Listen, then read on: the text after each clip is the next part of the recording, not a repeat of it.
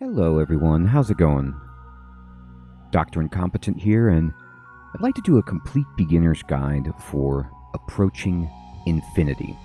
Approaching Infinity is a classic roguelike that I've been having so much fun with, and it's a roguelike with a twist in that, first of all, it's sci-fi and you're in space, so that's already unusual for the generally fantasy space that these games occupy.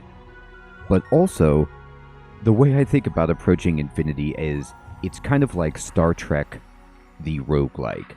You get a ship, you get officers and a crew, you send down away teams, you chart planets, you explore, you interact with other aliens, you do quests, but on top of that, you can even salvage ships, explore wrecks, find archaeological sites, discover artifacts, and on and on. So it's a really fantastic game.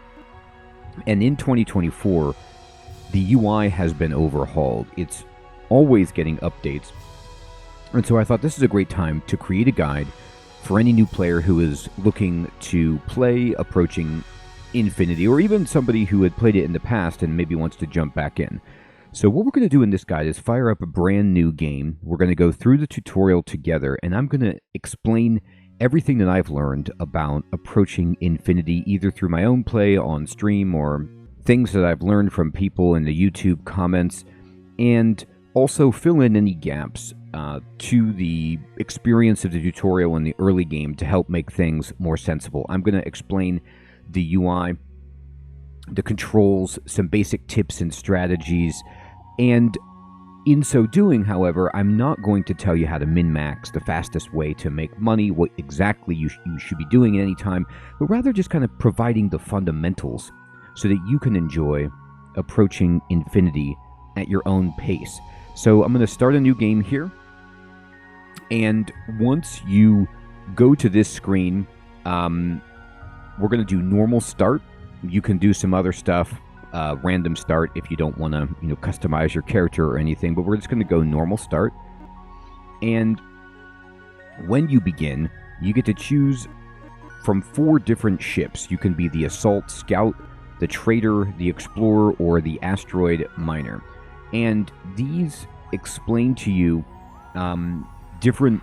It's like your class in an RPG. So you can be a fighter, you can be a merchant, you can be a science-based ship, or you can be a miner. And your ship comes equipped with the tools to do those things. So I like, personally, being the explorer a good bit. It is just fun. It's how I usually play, where you can fight, but you generally will try to run away. And you're just charting systems. You're exploring, you're getting data, you're scanning aliens, finding historical artifacts, and so on, and you get experience doing that. Your ship is outfitted for that with an analysis suite, which gives you more data when you are going around exploring. You have reduced disease transmission, which is nice. You can get diseased out there with your away team, and you start with a blaster, a zapper, and an oxygen replenisher with your away team. Now, on the top here are all of the stats of your ship itself, explaining how fast it is, how much hull integrity you have, if it's evasive or not, how many crew you can stock, how much cargo you can carry, how many supplies you can carry, how many weapon slots you have, if you have point defense, how many devices you can have equipped on your ship, and so on. Now, these will change, as you can see, and nicely, the game just does a beautiful job of explaining things with lots of transparency, and then in parentheses, next to the different categories for your ship, you will see a estimation of its abilities compared to the other ships. Now, these other ones, like the Wanderer, the Observer and stuff, those are locked, and you need to complete quests on your account to unlock them, kind of like in Tales of Majile, perhaps. Now, you also have at the top, underneath the Explorer ship, for example, it says it's a science vessel devoted to planetary investigation. the explorers prefer to avoid combat and just acquire information. It can land a large, well-equipped team and perform extended away missions. So this is the flavor text and gives you an overall philosophy of what you're doing. So if you want to fight other ships, go for it. If you want to just trade goods from different sectors, buy low, sell high based on supply and demand. If you want to just go out and look for rare materials and mine the asteroids that are all over the place, you can do that.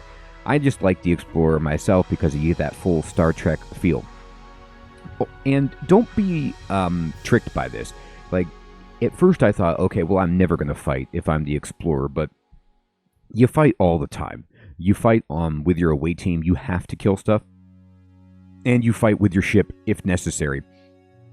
And in the early game, the Explorer ship, even with no real upgrades, is more than enough for the terrible ships that will attack you and the, rather either slow creatures that are chunkier and heavier in terms of the damage that they deal, or the quick, little bunnies and bats and things that you might encounter on your away team. You can handle all that stuff. You get a big crew, which helps you with your away team. You have more people with you that you can use, and the oxygen replenisher means you could stay out there longer. So I just like this package, and we're going to go ahead and select it. You could choose whichever, of course, that you like. And you could see on the left, it says you start with your ship, you choose the appearance of your captain, and then you go down this list. So we're going to just double-click the ship. Now, you could customize your captain's appearance. I already have this preset that I've chosen for my captain, which I think is hilarious. It looks like our channel avatar. And you can mess around with this. You can use the pre-builts and then customize it. There's a lot of different stuff you can do here to change how you look. And once you're happy with that, you just push enter to confirm your choice. And or you can just click on confirm right here, which I will. Then I said earlier that your ship determines your class, and that's sort of right, but not necessarily. It guides you toward a class, but you could be on an explorer type ship but have a different kind of captain, like a tactician, for example, if you wanted to be, more combat oriented. But I think it's best to synergize with your ship. So we're on an explorer, science vessel, and I'm going to go with explorer as our choice. The game kind of defaults you as that, like saying, hey, maybe you should do this. Now, you could go scientist instead, and you'll notice that the game color codes the different classes together.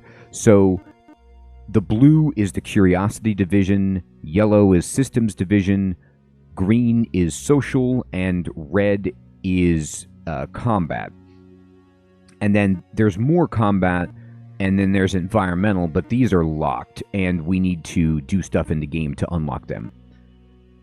So if we take the suggestion and go with Explorer, it says Explorers have many useful away team skills but contribute little to space operations. So that means we are good at exploring on site, on a ship that we are exploring, or on a planet surface, or in a cave or something, but we're not really great at giving our ship, when it's flying around in space, abilities. And that's okay. What's cool about this game is hire other crew members that can do these things for you. So, you want somebody who can do systems division stuff, you want somebody who does social, and somebody who's a combat division. And as you level up your captain, you can hire more crew. And, or I should say more officers to fill those roles.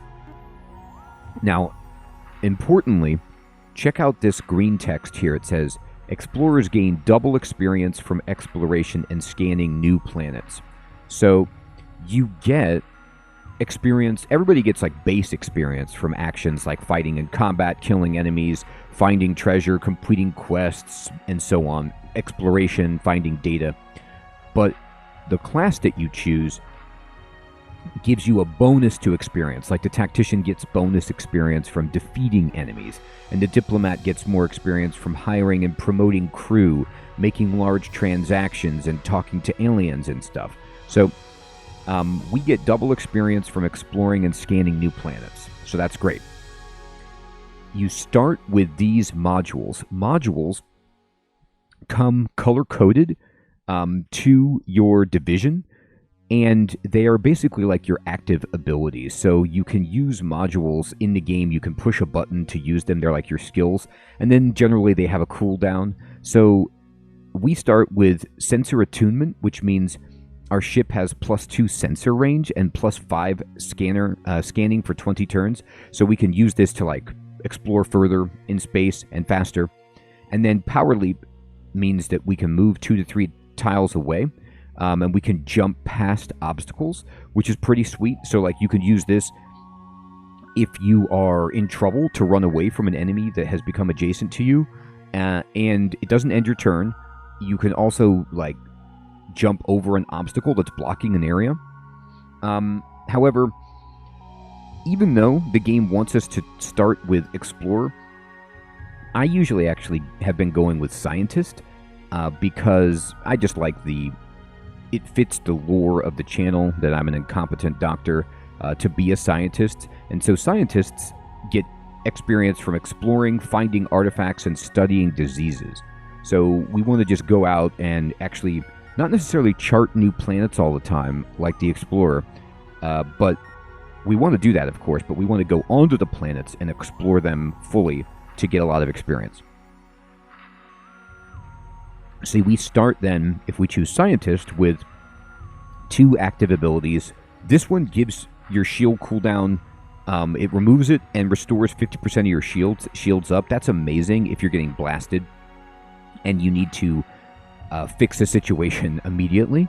And then Detect Monsters allows you to, when you're on an away mission, use this to kind of see monsters on the minimap as red dots so you can get a feel for where the bad guys are. Now, either way, when you choose one of these classes, you'll see that you get these active modules first, and then on the right are your passive skills that you get. And these are not what you start with, but these are available. So every time you level up with your class, you get to choose one of these. So for example, you can choose Ship Surgeon to increase your away team survival rate. This helps it so people don't die as often, or you can be an analyst to get even more data from exploration, more data from pickups, etc. You could do more damage with anatomy to enemies. It's like a 20% boost per level that you take. So pay attention to these passive skills and think about what looks good. What do you want to do? And really, that's the whole fun of the game. Like, what do you want to do out there in the galaxy as you go out to explore, or the universe, I should say. Okay, so I'm going to go Scientist. I'm going to say confirm, and now we get to choose our first skill. So they're saying choose Archaeologist. I don't think this should be your first skill personally, just because you don't find that many artifacts, especially in the early game, and this won't be something that you're doing for a bit, so you can wait to take that. But I think Analyst, more data from exploration in all locations. Okay, so data is a little bit confusing in the sense that data is good, but it's not directly the same as experience, because data is something that you actually go sell to people. It's like you scan the planet and you could sell the map of the planet that you can get and all the information that you find. Other scientists, are interested in that, and you could sell that. But if we take Researcher, it says increases the amount of data you get from anything. Okay, very good. Ship Surgeon says crew members are harder to kill. Officers are less likely to be hurt, and they heal faster when injured. I like this one a lot, but I don't want to take it as my first one because when we begin, we won't have any officers. I'm going to go ahead and just take Analyst to start because we get more data when we explore 100%. And that means like to completely map a planet, which is great. I'm going to go ahead and do it. And now you have a choice. And this is like many classic roguelikes. You know, Tales of Magi will do this. I believe Cud has an option to do this as well, where you're not playing permadeath, where you can do it as an RPG and go adventure mode, where you can save the game and just, you know, not worry about getting wiped by a decision. But I'm playing permadeath because I always do in this game, and I just treat it like a real roguelike. It makes things really spicy. If we die, it's over. So I'm going to choose confirm. And then you choose your difficulty level. The game is intended to be played at medium, so that's what we're going to be playing in this guide. And then you can do some cheats if you want. This game, it's a good point to say this, and you'll hear me kind of like reiterate this many times. This game has been in development for a long time by a solo dev. And it's like had so many quality of life evolutions, so much tinkering, and so much depth that it's really fantastic the amount of choices you have as a player to customize your experience. You can go infinite oxygen with your away team. You can do codes. You could, you know, make it so all weapons just do their base damage. It doesn't matter what type you have or whatever. I'm not going to use any cheats at all. I'm going to just go default and play on the, you know, the way the game was intended. But you can if you wish. Okay, so now it says, ready to explore the infinite universe? Your story so far. Humanity has always lived quietly in, quote, sanctuary space. Everyone is content with their simple, agrarian lifestyle. Everyone except you. You find a way off-world on one of the tribute shuttles. Life in space is brutal. You fight to survive as a nameless crew member. You train as an officer at Starhaven Academy. They don't teach galactic history. Finally, you take your rightful place, captain of a small ship and crew, charting your own course through the Warp Point network. Okay, so at this point, you can just click play if you want to jump in, but instead, especially if this is your first time, do the tutorial. It's extremely helpful, so we're going to do that. So you're nervous about your first command, but the Academy trains you well. And even better, you've got top-of-the-line exosuits to handle the toughest planetary environments, as long as there aren't too many hostile critters. You're also curious what kinds of life, technology, and history you might find on some of these strange new worlds. You start with the quest Interstellar Surveyor. Okay, so here we are. And this is approaching infinity and the game screen. First of all, it's important to remember this is a classic roguelike, which means it is turn-based. So as I am sitting here, nothing is happening. I can chill and just take in the UI and look around without having to worry about anything happening. So the UI has been redone, and it's super intuitive, at least in my experience. You could see in the bottom left, there is the mini-map with the classic rogue tile set. You see the @ symbol or sign as our character, as is the convention in roguelikes. You see in the upper left, here's the star date. Like we said, 1990s Star Trek space game. We have 50,000 bucks that we begin with. We'll talk about your beginning cash as we get further in the game. Here's how much data we have, 256. This is our location. I'm just running across the ribbon at the top of the screen. And on the upper right, it says Captain Zero Brennan of the Explorer Stone Priest. Okay. And we have some information about our ship. This is our shield level. This is our hull strength. The shield is in blue. The hull is in red. The crew is orange. We have 32. We have 6,000 supplies.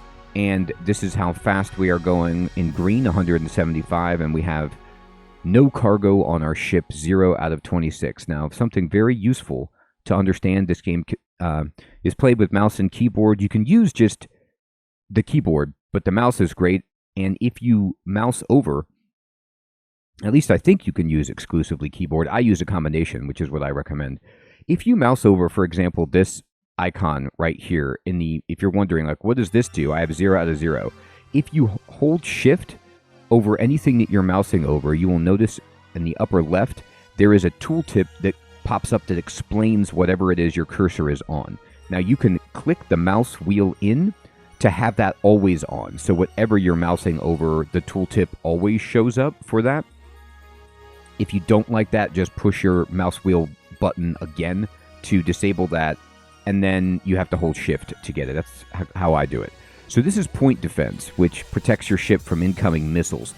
We don't have any right now, but at the beginning of the game, most of the ships are not using missiles. In fact, I don't think really any are in the first few sectors. So that's okay.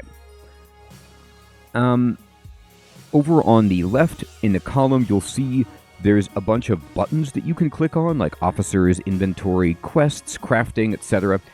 You can click on those with the mouse, or you can just push the corresponding letter on the keyboard. So, for example, O opens up this screen, which is the officer screen. And from the officer screen, you can see that here's my captain. Now, if you want, if you didn't already do this when you were creating your character, you could actually click on your character's name and rename your character at any time. You can also rename your officers at any time. I'm going to rename our character in comp tutorial like that, and then I'm going to just push escape to close that window, and then you can see in the upper right it's changed my name there. There is also in the bottom right, my icon for the channel is kind of partially obscuring this, but when you're playing, you'll see in the bottom right are your active abilities that you can use. And if you mouse over them, you'll see if I push shift on any of these abilities, I have my ion cannon that I can use for shooting enemies, and then I have my shields up ability, which is my, recharge my shields. A lot of the time you will automatically shoot in this game, and we'll talk about that. Or you just will fire at them using the fire command, and you don't really have to click on that button for your weapons. I'm not going to look at the other options yet, like inventory and such, because those will kind of be explained as we go, and we'll talk about them organically as they emerge. But if you feel like just poking around and exploring as you start up, go ahead. The important thing to note right now is this is our ship right here, and we are chilling, and you can use the numpad to move. So if I click, to go this way, boom, I can move, and it says, welcome to approaching infinity. First try moving around, use the number pad or right-click the mouse. You can define your own keys in the options menu. This is true. You can remap like pretty much all of the keys in this game. And it says, of course, there are no walls in space, which you see these like golden walls, but this is the tutorial. So normally there wouldn't be walls here, but this is just teaching us how to play. So you can right-click with the mouse to move around, or you can use the arrow keys or the numpad, which is best, so you can move diagonally. Now let's just go over here to the right and approach these asteroids. Most ships can't, but try to mine these asteroids by bumping into them. Collect any ore so you can sell it later. So you could push enter or escape, or just click the X on that box to close it. So I'm just going to walk up to these asteroids, and by the way, you can mouse over the asteroid, and it's not, if I hold shift, you're like, well, I'm not getting any information. Only certain entities in space will give you information when you hold shift and mouse over. Instead, what you can do is push P, and this is like the examine window, and then you use the arrow keys to move this magnifying glass around, and you can see what you're looking at. So this is a wall, and actually, none of these asteroids are giving information even with the examine. So this means that this is the tutorial, and these aren't very important asteroids, I suppose. But you see how when I'm exploring, I have this kind of goldish orange box with the magnifying glass, and I just move this around to get more information on anything in the map. I do this all the time. Just push escape to close that. I'm going to bump in. Oh, wait a minute. The reason there was no information about these asteroids is because they're actually not real. And in space, if these were real asteroids outside of the tutorial sector, you could mine these if you have the right attachment for your ship. If you're the mining ship, if that's what you chose when you started, you can mine asteroids right away. But if you're our ship, for example, you can't mine these without purchasing a special attachment. Okay, now we're going to keep going, and we found some stuff. If I push P, you could see, as I move my cursor, these are boxes of boxes. And also, if you hold Shift over these, information pops up like normal when you're examining them.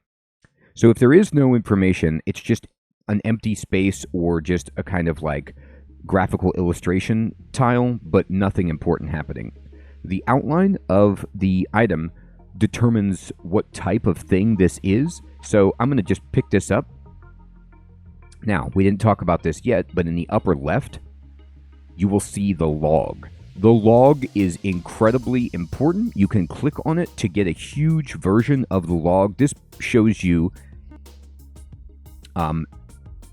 information about like anything that has just happened. You will get an update in this log. So if you ever pick something up or you're not sure what happened, just go to the log, look at it in the upper left, or click on it to unpack it so you could scroll up and down to make sure you're like, oh, okay, that's what happened here. So we picked up some boxes of boxes, which is cargo. You could see in the upper right, I had 0 out of 26 cargo. Now I have 1, 2, 3, 4 cargo, but it still says 1 out of 26. Why does it say that? Because if I click I or go into my inventory, you will see that the boxes of boxes stack. So they, a lot of the time, cargo is compartmentalized, so it goes up to a certain stack. So I have some blue cyber gel, for example, which doesn't take up any space, and then I have these boxes of boxes, which do take up cargo space. I'm going to push escape to close this. By the way, on your inventory, there's a lot of stuff you could see here. I'm looking at all of my cargo. You can organize this by ship parts, away team parts, the gear that you have installed on both your ship and your away team, any commodities you have, and boxes of boxes are indeed that, consumables like our gel, technology, biota, miscellaneous, we don't have any of that. Then on the right, you'll see like the paper dolls for your ship and for your away team. These tell you what you have equipped and in what slots. And it's super nice to just kind of look at these things, and you can click, for example, like if I click on my away team's blaster, it shows you in installed parts, it's over here, and you can then examine any other options that you have to equip in that slot. Currently, we have an empty weapon slot, and the only weapon we have is a blaster. So we can't really switch it right now, but the game does a great job at helping you examine and compare gear, and we'll look at that later. I'm just going to push escape and close that. I just wanted to show you the cargo, and we picked up those boxes of boxes. Boxes of boxes also is just a good indicator that the game is hilarious. It has a great sense of humor. What do you think about finding a box full of boxes? Pretty amusing, and we can sell that. So there's some nebula ahead. It's safe to travel through, but blocks your sensors. Sometimes enemies hide there too. So I'm going to push escape and close this. The nebula is this purple space right here. And if I push P to move my examine cursor around, you could see it says nebula in the upper left, blocks sensors. What this means is you can't see the tiles except for what's adjacent to you in the nebula. So you don't know like what's on the other side of it, and it's a little bit risky, but it doesn't actually hurt your ship to go through it. By the way, it also is worth explaining, in case it wasn't obvious, the black and white honeycomb pattern that you see all over, that is the fog of war. That is the stuff you have not yet explored in this region, and as soon as you pass over it, the game will map it out. You could see, too, on the bottom left, the minimap is getting updated as I travel around. I'm just going to get out of the nebula by kind of horseshoeing around here. And then it says data. Uncovering the dark areas of the map gives you data. And the dark areas are the honeycomb I was just talking about, as does combat and item pickups. Sell your data for credits.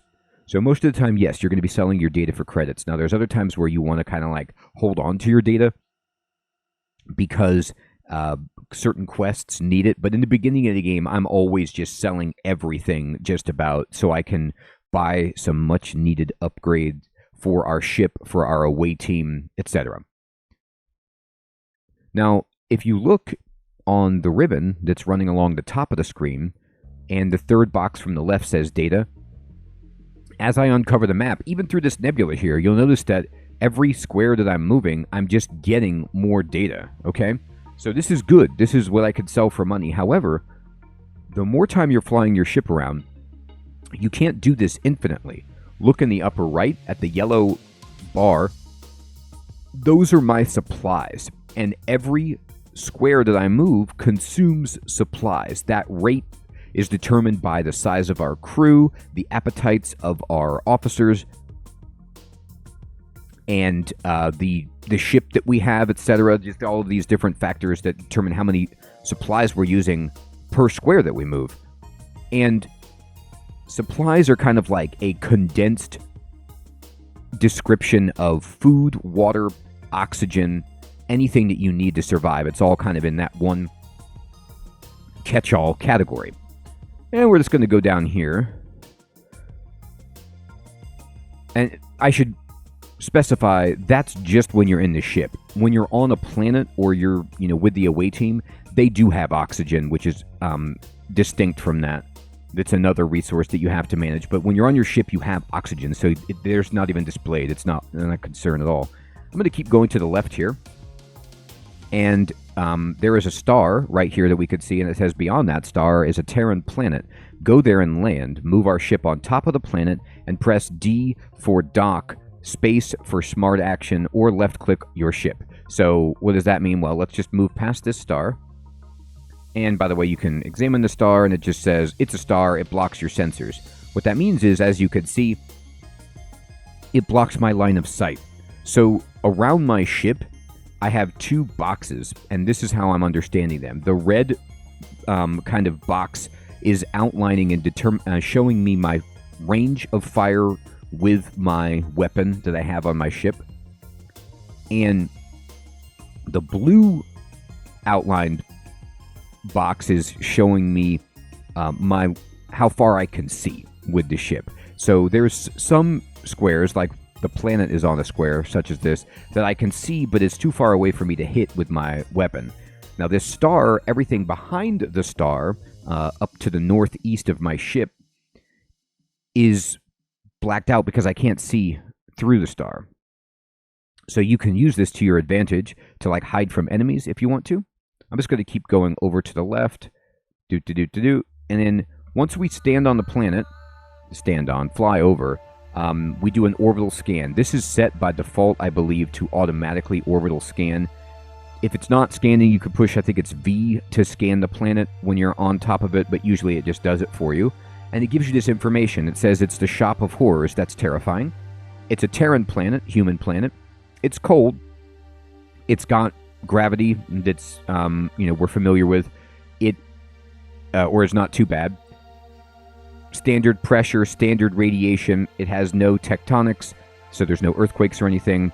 The atmosphere is comprised of those elements, and then it's unexplored. I'm just kind of reading down the information here. So unexplored is good for us, which means we should go here and explore it to get data, information, items. And in green it says no environmental damage. That is key.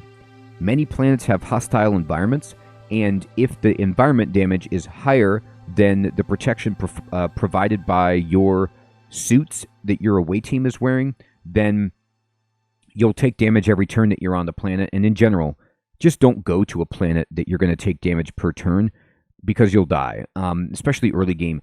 You can't just land on a planet and then immediately take off. There's a cooldown period for your shuttle, and if, let's say it takes 6 turns for your ship to be able to move again and beam you back on board, then you have to sit on the planet for 6 turns for that to happen, and you might die in the process. The game usually warns you that you'll die. If you go down, it doesn't let you just instantly die.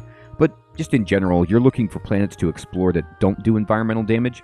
There's a beaker identified on this planet, which means there's a bad guy here. Now, I should explain, this is a roguelike in many elements. Classic roguelike. However, there are some roguelite features to the game, which I believe in this case is coming up. Correct me if I'm wrong, if you are an expert player. I think if you're a brand new player on a new account, the beaker might not be identified, but I've already identified the beaker with this account.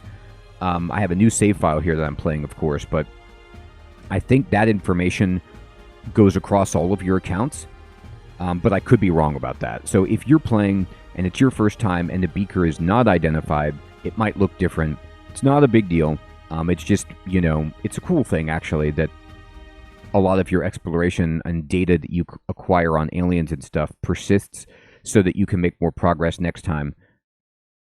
There's natural resources. There's that gives a rating. It's 8 out of 10. It's raw ore and food. Life form threat level is 100%, which means you can handle it. Not bad. Scanning 60% of possible information gives data +5. And then, I'm sorry.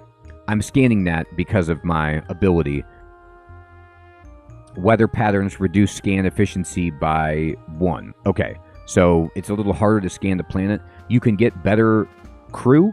You can get better skills. You can get better modules or equipment that can improve your accuracy with scanning, I believe. But that's all we know right now. I'm just going to push escape to close that. And then now what we need to do is push D to just go down to the planet, or you can just push enter on top of the planet, and boom, here we are. So we are now on the planet, and this is the away team screen. Most of the UI is what you're accustomed to, except instead of controlling a ship, you're now controlling your away team. They're wearing red uniforms, ha ha ha, like the classic people you send to their death in Star Trek. This away team is comprised exclusively of crew members. Our captain, for example, is not on the away team right now. You can send officers on the away team. I generally do. They're better, however, and they get experience when they're on the away team. However, you run the risk of them getting killed in combat, which is not great. And if your captain dies, it's game over. Now, as we're exploring here, we could see these beakers. I'm just going to push P, and I'm going to move my cursor up, and it tells you these are beakers. They're 18% grokked. Oh, okay, so maybe I'm wrong about information passing. I was just worried that that was from my previous game. Maybe it's just that in the tutorial or just as a human being, you know a little bit about these guys, but they're only 18% grokked, which means we have a lot of data to collect on them to fully understand them. As you understand more about these different aliens, you'll get, I think you get better intel here, but the key thing that you want to look at is this guy aggressive? And it says right here that he's happy and green, which means he's not going to come kill us. He's just chilling. However, may become hostile at range 3, which means if we get within 3 squares of this guy, he might turn hostile. So that's not good, and his suit can cause a puncture. Not his suit, his beak, rather, can cause a puncture in our suit, which causes us to lose oxygen, which is terrible. And he's really fast. He has a 33% chance to dodge all melee and ranged attacks. What's also cool is if you look at the bottom of the tooltip, it says he's within range of our blaster, but he's beyond range of our stun zapper, which makes sense. Our stun zapper is our melee weapon. Our blaster is our ranged weapon. Now, I'm going to push F, or I'm not going to push F. Maybe the game doesn't want me to shoot right now. Oh, no, here it is. I am targeting them. Before I fire, let me talk to you about something. In the upper right, some information has changed. You will see, instead of my ship stats, it's my away team stats. This is the health of our away team. In red, the oxygen level is in blue. The size of our crew is this kind of orange bar. We only send 8 of our 32 crew down. If they all die, it's over. We have no grenades. And this gray bar is how much percentage of the world we have explored. And then the green bar is, again, our speed. And you will see over here in the upper right, there is this counter. The shuttle will be ready for takeoff in 7 turns. That means it's going to take 7 turns before we can actually leave. So you can't just go down and then look really fast and then come back out. You have to wait 7 turns, and that could be the difference between life and death. Also, in the bottom right, your active abilities have changed because you are not in the ship, you're on the away team. So, for example, I can now open or close our helmets, but I don't believe that I want to do that on this world. The game will tell you if you can breathe easy because there's oxygen, but I don't know if that's the case here. Let's just find out. I'm going to go ahead and push F. You see that there is a white box around this beaker directly to our north. I'm going to push F again, and it says it's usually better to shoot monsters from far away. Left click or press plus to select a target. Left click again or press F to fire. You must be within weapons range and have line of sight. Correct. So we are within max range and we have line of sight, and I just fired. Welcome to your first away mission. Actually, the captain doesn't usually go planet size, except I send my captain out all the time. So your game won't end if your landing party dies here. But that's actually extremely useful. If you want to be ultra safe, just do like Captain Kirk and don't go down. You know, stay on the ship. And then if your crew dies, you can always hire more crew at space stations. And in the log, I'm going to make it large here. You could see I fired at the beaker, and it goes newest information at the top. On the screen, it's bottom to top, but when you make it big, it's top to bottom. So we fired at the beaker, and we did 39 damage to this guy. And I'm going to just left-click him and shoot him again. He's dead. Now, you'll notice it just said opportunity attack right there. You get opportunity attacks all the time with your away team, which makes fighting super easy against basic enemies. So, like, for example, this beaker is moving. If I were to just move and it moves, I'm getting opportunity attacks. I'm going to move back here. You see how I'm just moving. I'm not firing, but if they move within my range, I'm getting opportunity attacks.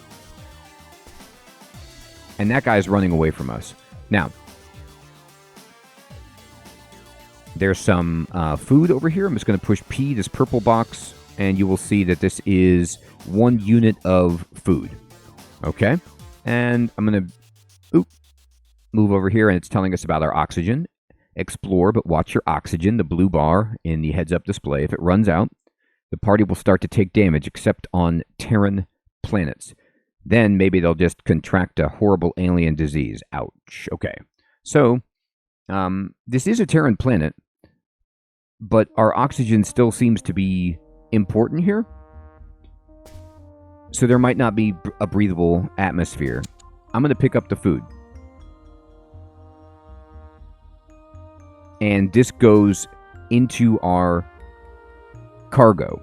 So it's interesting. Food is not like supplies. It's a commodity that you can sell. I suppose when I said earlier that food supplies were like a catch-all, it's also your fuel. It's like what you need to keep going with your ship. I always thought of, personally, I just imagined it to be food and water too, as that would be important, but maybe it's just most importantly described as like fuel and oxygen or something. But either way, this food is something that we can sell. Melee attacks. On planets, you can bump monsters to attack them. This often provides the maximum amount of damage, but is determined by your equipped melee weapon. It also leaves you vulnerable to being hit. In general, if you're like us and you're explorers, you don't want enemies to be melee. You want to kill them at range. Now, what's cool is, if this enemy, this beaker, is at range right here, and I push F to fire, I get both my shot and the opportunity of attack if it moves. And now let's just talk about auto-exploring. So if I push E, I will start to auto-explore. So it says you've activated the auto-explore function. Your ship or away team will head towards an unexplored area and try to reveal the map. You can see in the upper right, we're up to 20% exploration. Our goal is to get 100%. If you get 100% of a planet explored, you get a reward. You could sell the information. It's what we're trying to do. Auto-explore will disengage whenever something of interest is found or if there might be an enemy nearby. So this is extremely helpful to know that the auto-explore will not usually kill you. It can if you don't pay attention to your oxygen, for example, but otherwise it will stop if there's an enemy. So you can use it very, very freely. It's what I do all the time. Okay, there's a Carnivorous Plant up here, and this guy is busy. He may become hostile at range 3, so I'm going to move away, and I'm just going to fire at this dude and kill him. We can go back to our shuttle at any time to refill our oxygen, and we can also now fly back to the ship because the cooldown is over, but we don't really need to. I'm just picking stuff up. Now, there is a resource on top of this mountain. If I push P, you can see that there's a unit of raw ore up here, but we can't climb mountains with our away team because we don't have the mountain climber device. That is something that we can buy. There's lots of devices that I just fired at that guy that help you go across water. I'm running away. The trees are blocking the line of sight, by the way. Okay, this guy is adjacent, so I'm going to try to move away from him. And let me finish my first thought. There's lots of devices you can buy to help you traverse other terrain. You can get, excavators to help you clear rubble to get through. There's mountain climbers. There's things that help you with water, etc. Right now, we don't have any, but they're always worth purchasing because you can switch them on and off by changing your away team's inventory, which you can do in the field if you're on the square that your shuttle is on. So you just go back to your shuttle square, and you can change your inventory. Like if you see a mountain that you want to equip. Right now, if I go to my inventory, and at this point, it only brings up our away team's inventory and not our ship's as well, because the ship is over there in space. Or up there, I should say. I have a device equipped with my away team, but it is our oxygen replenisher. So normally I want this and not mountain climbers. I only have right now one slot with my away team for a device, but if there was a situation where I needed that, I could go equip it. Now, I have a couple of choices with this beaker adjacent to us. I can fire at it and just, shoot this idiot, or I can move away from him and get an opportunity attack. However, you'll notice there's another guy that I've just found. So sometimes, trying to kite these guys with opportunity attacks is the best way to go, but you can also wander into a pack of jerks and leave yourself vulnerable. Most enemies in this game, if they are adjacent and they do land a melee hit on you, it hurts. You can get crushed really fast. So you want to always be paying attention to where they are and trying to fight at range. However, if you do need to fight at melee, I'll do it as an example. We have, as our melee weapon, a stun zapper. This thing is insanely good. If the enemy is capable of being stunned, which most are early game, you stun them in place, which means you don't have to worry about them attacking you anymore. They're stunned for several rounds, and you can usually finish them. Plus, it has an AoE effect. If there's multiple enemies that are next to each other, the stun spreads among them and stuns as many as it hits. It can damage useful items that are nearby, which could be bad in some situations, but usually it's just great. I'm going to go here to get my oxygen back, and we have it back now. Also, it's worth mentioning in the upper right, these little purple kind of buffs and debuffs that appear. So on the shuttle, for example, you'll notice that I get 75% cover fighting from the shuttle. So on a hostile planet, sometimes you can come back to the shuttle and just fire from here and fight from here, and you just get this 75% less damage incoming because of the cover. And we're getting this indication right here that says we're not currently seen by known entities, which means nobody sees us, nobody's following us. That just immediately disappeared because there's a carnivorous plant over here down at I don't know, 8 o'clock or something. So I'm just going to fire at that guy. He's dead. And then now that resumes. I'm going to push E to just keep auto-exploring. There's a beaker. I'm going to fire at it. Auto-explore will not let you use it if there is an enemy nearby or if it thinks there's an enemy nearby. Sometimes even you won't be able to see the enemy, but the game kind of protects you against it. So if you push E and nothing happens, there's something going on and you need to take manual control. All right, I'm just going to go ahead and... These guys are really annoying, these beakers, because they're hard to hit. They're evasive. All right. You see, I'm doing everything I can to fight them at range. I'm going to pick up this ore, shoot this plant. The Carnivorous Plant isn't really much of a threat for us right now because he's stationary.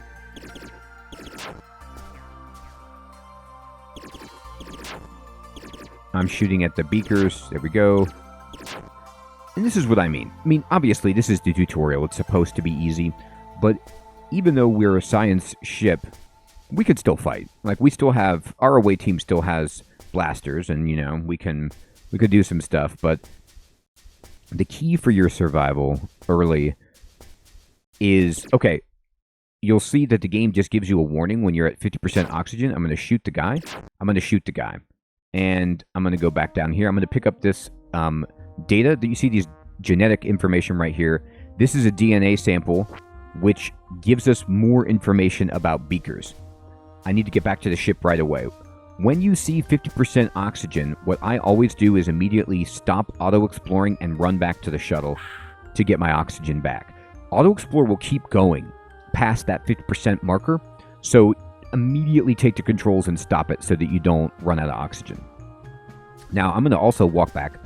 I am not like a person who has hundreds of hours into this game, and it's also received many updates. Now I'm thinking that maybe the percentage of grok is reflective of my account, and that it's just a slow process. Let's look at this guy. Yeah, we're only 27%, so that DNA give us like a 14% overall knowledge of Beakers. Whenever you kill enemies, they have a chance to drop that DNA sample that you can use to further grok them and get information about them. So I think that that might be reflective of my whole account, but again, I don't know 100%. All I know is getting that is good, and we want it. And I'm just going to keep exploring. You can see I'm at 94%. 95. Kill the plant. Keep looking. 100%. So there was a little kind of dialogue strip that popped above our character that said area fully mapped to indicate 100%. It's not in the log. It's just something you have to kind of pay attention for. And now what that means is we can leave. We didn't get every resource because there was that ore that was on top of the mountain, but I'm satisfied with what we've got because 100% is all we're looking for. So I'm going to go back to the shuttle, and I'm going to push enter to just take off. And it says the away team survived its mission to Shop of Horrors. New information. Carnivorous plants can't move, but they always seem to be lurking where you can't see them. Cutting, xenocide, and incendiary damage work well. Oh, yes, they do. Now, once you get 100% on a planet, you get the option to remove the planet from your sector map, which means you will never be able to land here again, so that ore, we won't be able to get it, but it's not valuable, it's just regular ore. And if we do that, like store this planet as a survey, we get $2,000, and this is worth it, and we say yes. I always do this, pretty much. Unless there was something I noticed that I didn't get that I want, I always 100% it. Uh-oh, pirates. So I'm just moving my ship, we're back in space. Now it's time to start worrying about space pirates. They're hostile but cowardly. If you want to try talking, you can press H to hail them. Alright, so let's press H. Let's see what they say. And this filthy yet flamboyant space pirate harasses you in a jaunty pigeon language. Yar-ar-har! Translation, drop what you've got and run while we claim it. I will not do that. So you can capitulate and just jettison your cargo. Or you can say, yeah, right, I'm going to fire you. And don't mess with me. I'm going to look at this guy. So if I push P to examine him, move my cursor, it's a pirate booty hauler. It tells you very good information about them. First of all, if they're hostile, you can see down there at the bottom in red, it says he's openly hostile. Tells you your reputation with pirates, how many shields they have, how much hull hit points they have, their point defense, and other statistics that you need to know about their ship. Right now, all I care about is the fact that they're hostile, their attack range, they're done talking, we can't negotiate with them, and we're going to be paying attention to their shields and hull. I'm going to fire F. And F. But I can't. Why? Because they're out of range. So I'm going to then move. Oh my god, they hit us. Point defense. Point defense automatically reduces missile damage to your ship by over 90%. Your PD total is calculated from all installed weapons, plus any bonus from devices or powers, etc. PD is depleted by a missile's hardness and will recharge 20% per turn after not being used for 5 turns. It's displayed in your ship's shield bar in the upper right in parentheses. Okay. So, they did fire missiles at us. Now, I was just talking to you about how you don't have to really worry about our low point defense. And honestly, you really don't have to. I believe that they're just trying to explain point defense in the tutorial, but in my experience with the game, early on, I never really worried about point defense, and it wasn't a huge factor because most ships didn't use missiles, but perhaps it was because I wasn't picking a fight with ships that do have missiles, and they fired ship that just went to your shields, so your shields was way more important. I'm going to fire back. Ooh, we crit them. So we, you could see it says in the log in the upper left, they send a distress signal. We fired the ion cannon at the booty hauler and did 204 damage to their shields. It was critical damage. If I, the distress signal, by the way, will like talk to any other pirates nearby and tell them to come try to help, which would not be good. If I look at them, you could see their shields went down to just about 39% of max, which is brutal for them. And I'm going to fire again, but I can't. Why not? Because my ion cannon has a cooldown. You can see it's got a cooldown of 2. So let's just move. Some ship components have cooldowns. This is the amount of turns that need to pass before the item can be used again. Cooldown times are red. Indeed they are. So we want to fire at this guy. And it tells you the controls for firing, which are the same as what we looked at, for the most part, when we were with the away team. And it shot us back, but you can look at our shields. Number 1, our shields are not hurt by this fool. And number 2, we still have shields up as our activated skill if we need to use it to recharge and refresh our shields. So this guy is in a world of hurt. We're going to shoot back at him. And we did some damage to them. I'm going to look at them. You can see their shields are down to 5%. I'm just going to fly nearby. They've hit us again. It's okay. I'm going to fire back. And now, their shields are completely down, and we're doing hull damage to them.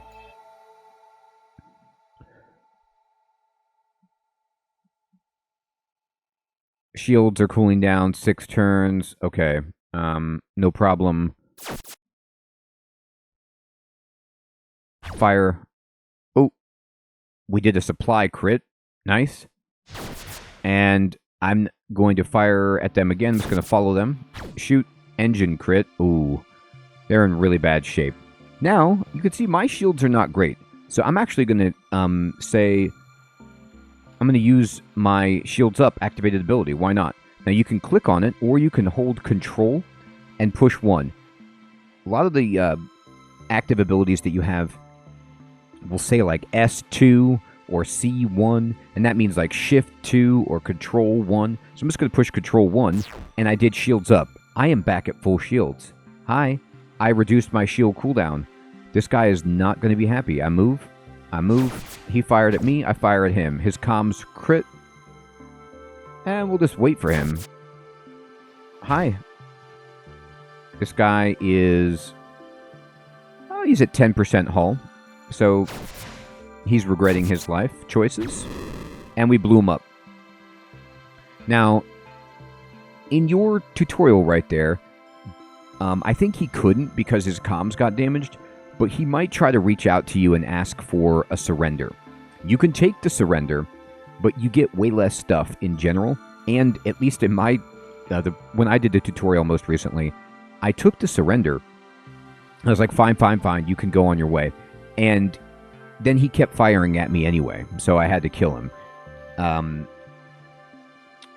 If you blow him up, you get all the loot that can drop. And look at all this stuff. This is just a treasure trove. We got microchips, transuranium, food, raw ore, boxes of boxes, food, stimware. So we got a lot of stuff that we can sell. And we're at 6 out of 26 cargo, so we can hold a ton more than this. That pirate ship is dead, and we lost nothing. Our supplies are still fine. The yellow bar there. Actually, you can mouse over this and see supplies represent... Yeah, they do represent food. Air, food, water, and fuel. Okay. I just forgot to mention fuel as something that it represents. So you got to have this. If you run out of supplies, you'll be stranded, and you just have to sit there and see who comes to try to rescue you. It could be pirates there to kill you. So you want to get to a station and always have your supplies topped off. We're fine, though, on supplies currently. And our Shields Up ability has 34 turns before it regains cooldown. But we don't even need to worry about it. So we, even though we're a science ship, we just took out those hostile pirates easily and lost nothing and gained all of their cargo.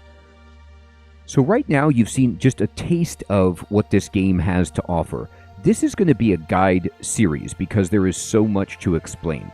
I'm also going to link in the description below my Let's Play if you want to just see me playing the game for either the first time or the most recent time I've played through and see some further content.